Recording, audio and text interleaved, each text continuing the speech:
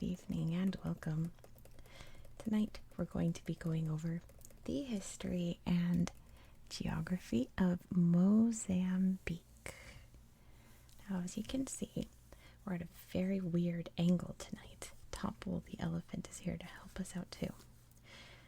The national animal of Mozambique is the elephant, and it's also my favorite animal. Topple has some amazing sounding ears too. Let me explain why we're at this angle. Well, I put Topple's ears next to the mic. There we go. So, this atlas that I have is amazing, but setting up for this video, I found its first major flaw in that it cuts off the page with Mozambique on it at the Tropic of Capricorn. Thank you, Topple. Let me show you what I mean with this map over here. If I can pull it over without knocking over everything on my desk. Hello, Nelson Mandela. Nelson Mandela is just sliding into view here. There we go. Here's Mozambique. It's just going to be a weird angle kind of a night. So, here is the Tropic of Capricorn. And as you can see, Mozambique's capital city of Maputo is located south of the Tropic of Capricorn. So, this map that I have in my big atlas is actually a very wonderful map of Mozambique, but it's a good map of like 90% of Mozambique. The other half is on the next page, which shows this huge area where like most of the population of Mozambique lives. Kind of an important place, you know, it being the capital and all. So, here's what we're going to do tonight with the help of Topple the elephant. There he is. We're going to interchange between this map and my cutoff map over here, because there's things I want to show you on both maps. So let me just dive right in and show you. So Mozambique is in southern Africa on the western side along the Indian Ocean here. You can see Madagascar is right here. So in between Mozambique and Madagascar we have the Mozambique Channel. Thank you, Topple. Mozambique borders a lot of different countries. We have Tanzania up here. Over here we have Malawi. Right here we have Zambia. Here's Zimbabwe. South Africa is right here, and this border right here. And right here we have Eswatini. When this book came out, it was known as Swaziland. They changed their name to Eswatini in 2019 for apparently a variety of reasons, but the main one is that it sounded too much like Switzerland. It's a video topic for another day. Mozambique. This map is really good at showing off some important geographic areas. Like you can see some of the mountains here, but it doesn't show you the highest point. I'll show you that on the other map. You can also very clearly see the Zambezi River. So if you've seen my video on Zimbabwe, you know that over here's Victoria Falls, and over here the Zambezi River flows out into the Indian Ocean. If you hear any weird rumblings in the background, this is gonna sound weird. There's a possum in the walls. It's completely beyond my control. There's a possum in the walls of my bathroom. So it's just a chaotic kind of night. I'm accepting it. I'm gonna make a relaxing video about Mozambique and just ignore all the chaos going on. Mozambique. We can also see some of its major cities I already pointed out. The capital city of Maputo. Beira is also another very important port city and has been since its very, very early days in its history. Nampula is also a very major city, and up here you can see Nacala, which is also an important port city. And I think that's all I want to show you for now on this map. So let me slide it out of the way and we can go back to this awkward angle. Help me out, Topple. You can cover up Zimbabwe. We already covered Zimbabwe. I bought another elephant today. Do you want to see? I'm I'm at this weird angle, so I don't think you can see her. Brr, brr. Let me slide her over here. Hello, Topple. She's much, much bigger than Topple, but she's still very small. Like, this is my hand compared to her. This is little Edie. If you know the reference, let me know. Someday I'll get a big Edie for her, but this is little Edie. We'll see her on another day. Mozambique. So here I can show you some aspects of Mozambique's really neat coastline. Let me, there we go. There we go. Oops. There we go. Oh dear. Mozambique's coastline. Mozambique has about 50 or so islands off of its coast. We can see them all in this angle. Okay, up here we have a little archipelago known as the Quirimbas. And we'll talk about those in its history toward the end, actually. Down here, this is the only one that's really labeled. We have the Primeras and Secundas Islands. And, can we see? Barely. Oop. Right here. Can you see? No. Oh dear. Here we go. Right here. Ta-da. Is the Bazamuto. There we go. Bazaruto Archipelago. The largest island there in Bazaruto. If I put this down, is it gonna... Okay. My only issue is that I need to show that corner for its history without knocking over like my water bottle. There we go. Okay, that works. I promised I'd show you the highest peak, which is right here. Yes, it's in shot. This is Mount Binga. It is right on the border of Zimbabwe and Mozambique. It's not the highest point in Zimbabwe, so Mozambique can claim it as its highest point without having to share too much of it. And the largest lake would be, of course, Lake Malawi or Lake Nyasa, depending on who you're talking to, I guess, which of course we share with Malawi, which is also a topic for another day. And before we descend into too much chaos, I believe that's all the geography I wanted to point out. Besides one other island, which is what I was trying to get into the shot, which is right here. I don't think you can see, I think it's cut off. It's the Ilha de Mozambique, or Mozambique Island. Right there. It is an actual island, it's just very small. On this map you can't tell it's an island. But that's going to come into play. So, here we are in Mozambique.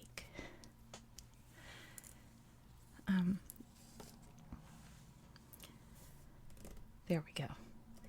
Let's relax now, guys. The chaos is over. Topple's here to relax you, right, Topple? Excellent. Mozambique, interestingly, was the location of the first source of humans using cereal grains. The people who lived here, they were the San people, used sorghum as a cereal grain. Fascinating fact, I know. I think it's neat. I like to find facts of like the first use of something in a country. That the country we're going to do tomorrow has by far the most interesting. It's a lot more interesting than the first cereal, but very important for Africa since sorghum is widely consumed across the continent. The Bantu migration swept through this region here, bringing in the Bantu peoples and eventually peoples of Swahili origin. They established lots of towns along the coastline, primarily because in the first millennium CE, we established trade with some other cultures from across the ocean. So in order to trade, you need trading points along the coast. There were trading ports with some Arab countries, with northern Africans, various peoples along the Arabian Peninsula, essentially, bringing the typical goods, but most importantly, bringing Islam. Islam was accepted into the area. I wouldn't say that it exploded like it did in some parts of Africa when it was introduced, but it was definitely accepted among the people here. By the time that Vasco da Gama sailed around the Horn of Africa and he wound up here in Mozambique, he actually first arrived in this area of Sofala. I should use my pencil, more relaxing. This area of Sofala. And then eventually over here on the island of Mozambique. He did his voyage in 1498. Oop, there we go. Established contact with the people that lived here. Evidently was very shocked at, wow, these African people sure are advanced, wow, amazing. In particular, I was very impressed with how they had like full-on trading port towns, fully functional, just like they did in Europe. And the current Arab sheikh on Mozambique Island, well, it wasn't called it then. The current Arab sheikh, I can talk, Arab sheikh was named Musa bin Beek, which is how we get the name Mozambique. I guess if you say it just really fast, you get Mozambique. So Portugal swept in very aggressively in this spot of Africa. By 1500, they started establishing their own ports and forts, trading spots. Along the Zambezi River, they started setting up gold mines and just swept in, took over the ports from the Arab traders, basically booted them out of the region, and used this area not just as a gold mine, as like a slave procurement center, but as a stopping off point for trade over in India and the Middle East and East Asia. It was a good spot once you get around Africa to stop and refuel and head off into the Indian Ocean. It stayed that way until about 1698. The Portuguese had lots of different spots along the coast. In the year 1698, the Arab Muslims overwhelmed the Portuguese port of Mombasa, which is in Kenya, much farther north from here. Portugal at the time was far more invested in Brazil and East Asia, so they were just like, whatever, just cut your losses. And the Portuguese up there were pushed down south to here, to the point where the only Portuguese standings after a bunch of wars up there were just in Angola, on that side of the coast, and Mozambique. And since Portugal wasn't really as invested in Mozambique as they were in their other territories, the area here was mainly run by private Portuguese companies who were plantation and mining companies. They also, they owned the land technically, so they built roads and things like that, but their main goal was to use the local population for their profit. The main companies were the Mozambique Company, the Zambezia Company, and the Niassa Company. And they were definitely the dominant power by the early 20th century. But around the 1940s, their concessions ran out, and the Portuguese government decided to basically not renew any of their contracts, and the businesses, in a nutshell, just folded. So the Portuguese government, at this time there's more important things going on over in Portugal. They rebranded the whole territory to the Overseas Provinces of Portugal. After the dust settled up north after World War II, many native Mozambicans did not want to be controlled by the Portuguese and wanted independence. Guerrilla movements started to pop up. It really got into full swing in 1964 when a group known as the Front for the Liberation of Mozambique, or FRELIMO, started a guerrilla war against the Portuguese. It lasted around 10 years or so. By then, they'd managed to take full control of the country.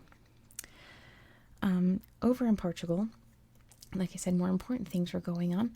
It had been a dictatorship, and it had been overthrown during this time and was replaced with a democracy. So the new Portuguese government was just give them what they want, and allowed Mozambique to have its independence. It was granted independence on June 25th, 1975. Frelimo was the main power, and they established a one-party Marxist state. They were heavily supported by Cuba and the Soviet Union. However, there was an anti-communist movement that sprang up. The biggest one was known as the Mozambican National Resistance, or Renamo, and they sparked a civil war which lasted from 1977 to 1992. And like I say on this channel, when we get to terrible, terrible things that happen in history, I gloss over them because this is a relaxation channel, despite all of the chaos happening in the background that you don't know about, because you're all relaxed and calm listening to this and not worrying about the traffic or my cat running around now, or the possum in the bathroom, or the weird angle. Topple's here to relax you. When terrible things happen in history, I say them as gently as I can and move on, because this channel is not about going into horrific details of war crimes.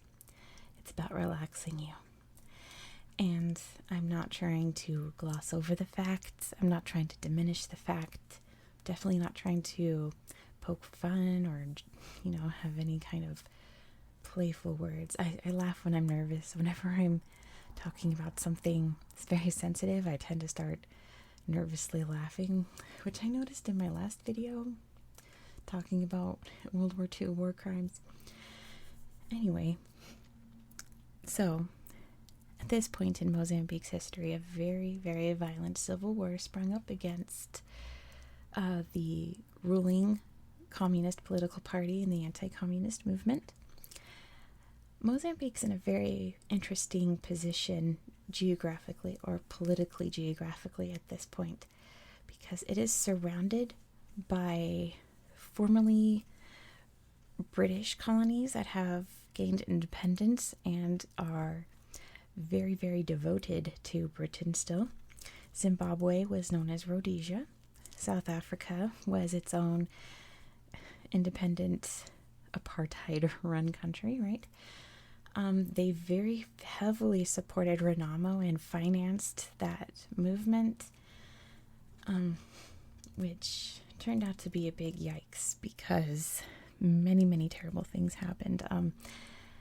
For example, an extensive use of landmines, destroying the territories here. Mozambique wasn't declared landmine free until 2015. That's how many landmines were planted. There were, my goodness, groups that attacked vital infrastructure.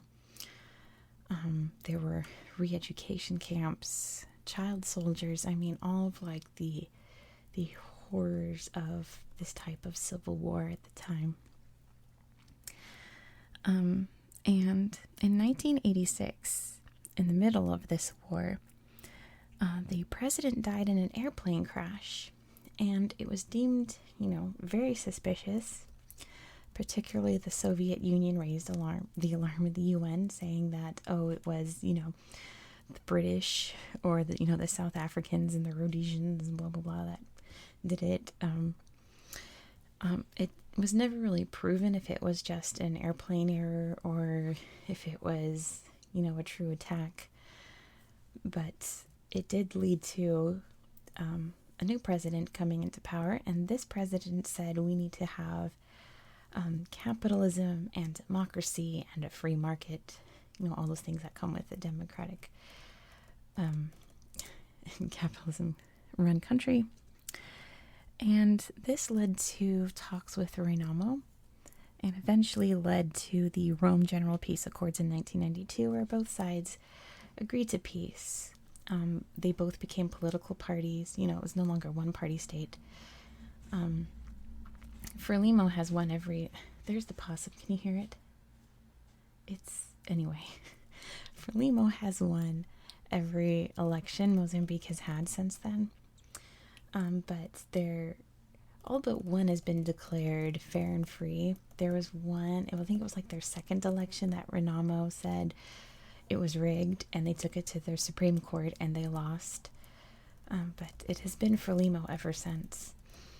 And Mozambique, for the most part, has been on the up and up. They're still an incredibly poor country, mostly due to the fact that they faced like a horrific guerrilla war back to back with a horrific civil war, which takes a long time to recover from in more ways than one. But Mozambique did a couple of interesting things. One was that in 1995 they joined the Commonwealth of Nations. And the Commonwealth of Nations is a union of formerly British colonies. And if you've been paying attention, Mozambique was not a British colony, it was a Portuguese colony. It joined it because it's surrounded by formerly British colonies, and it was already receiving financial support from Britain because it was just in the area. So they hopped on the wagon and were welcomed onto it. They're the only non-British territory to be a part of the Commonwealth. They also discovered oil up in the north here. So that's, a big money maker. And very interestingly, I told you I'd talk about this little archipelago up here. This area up here started investing very heavily in tourism, in particular tourism for the extremely wealthy, like super luxury beach hotels, $1,000 a night,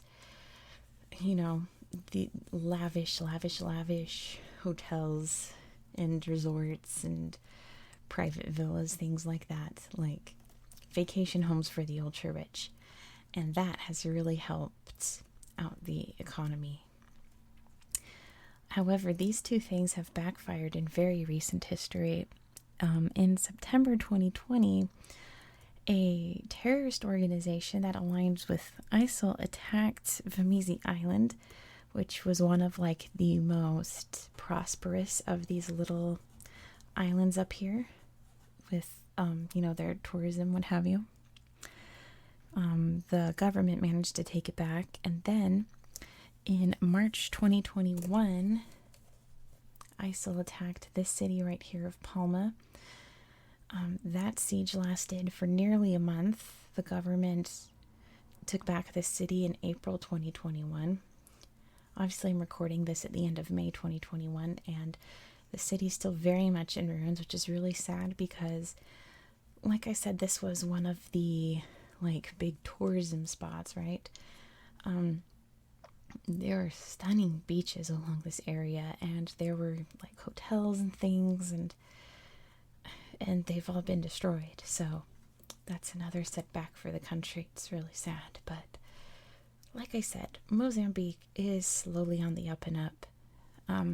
I have a good feeling looking at how their economy is slowly improving, it's still on an upward curve. Half of their population's under 15 due to the war that happened. I feel like, in about 10, 20 years or so, that population is going to be in control and good things will happen. So I'm hopeful for Mozambique. It seems like a very beautiful place, and I've seen lots of tourist videos on Mozambique Island, and it just seems like a really beautiful, jolly place to go and be a tourist. They're very, very welcoming to tourists there. And yeah, that's pretty much the end. My cat's finally going to sleep. He stopped running around. The possum's quieting down. Now that I'm done filming the history of Mozambique, my apartment is finally going quiet. What a video. But nope, there's the possum. I hope that you found this video relaxing and educational. And I hope that you have a very good night. Good night.